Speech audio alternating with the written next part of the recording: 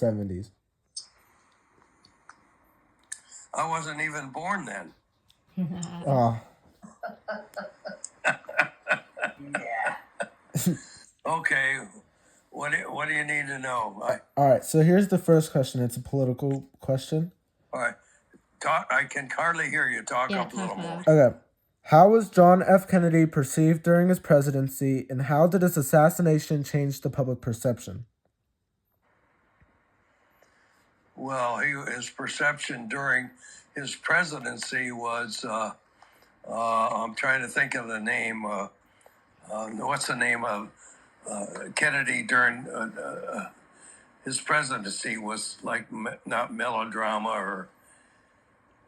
I said everybody. I think everybody liked him. You know. No, but there was a name for that. Oh, Camelot. Huh? Camelot. Camelot. Mm-hmm. He was like considered, his whole presidency was considered Camelot, which was, if you look it up, was just wonderful, beautiful. They loved him. And then his assassination, that was really, and I was a sophomore in college, and it was the most devastating thing that in my life, and probably forever, because it was awful. I mean, I went home and went to bed for 12 hours in the afternoon. Yeah. It was awful. It was just the end of a wonderful time in our country. Yeah. Are you recording this? Yeah, we are. Good, I hope so. Yeah. Okay. So the second question is, what were the biggest achievements and failures of Lyndon B. Johnson during his presidency? Well, I think that one of the best things about Lyndon Johnson, he had a great ability to handle Congress, work with Congress. He did a great job. The worst thing he did was create the Great Society, which was, well, in my opinion, a great liberalism of gifts to all Americans without doing anything to receive them. Great. Okay, great. Thank you so much. That help you? Yep, and like 3 more questions. What was the general opinion of Richard Nixon before Watergate, and how did it change afterwards? Well, I don't think afterwards it changed much, because I think before people never did trust him. Even though he said, I am not a crook and you can trust me prior to Watergate, after Watergate, it was very clear that he could not be trusted. Obviously, he resigned, and it was just a difficult situation. But I don't think people liked him or trusted him before, as I said, to reiterate, and obviously after also.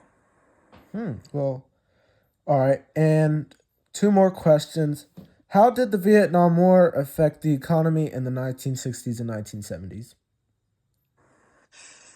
Boy, that's tough, because I was in the Navy before Vietnam, and then I went to college in 1962. I was 23 years old. By the way, if you research it, with 0 GI Bill. So I had to bust my ass to pay my way through college by myself. Anyway, give me the question again. How did the Vietnam War affect the economy in the 1960s and 70s? Well, I don't know. Let's see.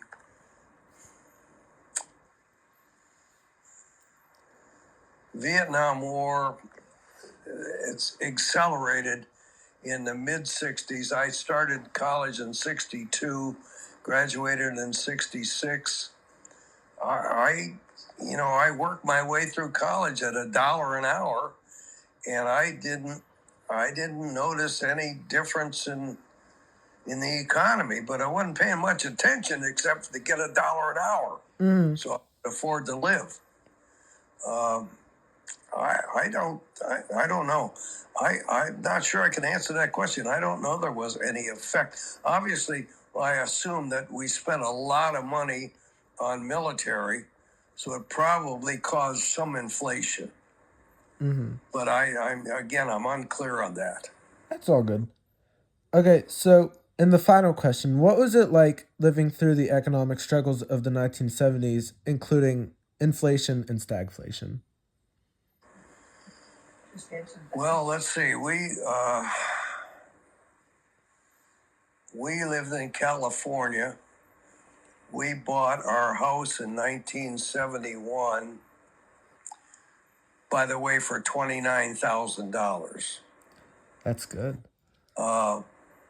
Inflation came in because of the oil embargo, and gas prices went from 25 cents a gallon to greater numbers. I forget what the numbers are, but there were gas lines galore. You had to wait hours and hours and sometimes days to fill up your tank. There were a lot of controversies, some fights in the gas lines because guys wanted to jump in front of the other guy in line. It caused, again, refresh me with the question. What was it like living through the economic struggles of the 1970s, including inflation and stagflation? Okay, so inflation occurred because actually, if I remember, inflation began with the price of coffee. Mm-hmm. Then it went to sugar. Then, because of the embargo, it went to gasoline. And then in the later 70s, it evolved into the price of housing. Mm-hmm. For example, we bought our house for $29,000 and sold it for $200,000. Which, by the way, that same house today is worth $5 million. Oh my. Yes, and I missed out on that part anyway.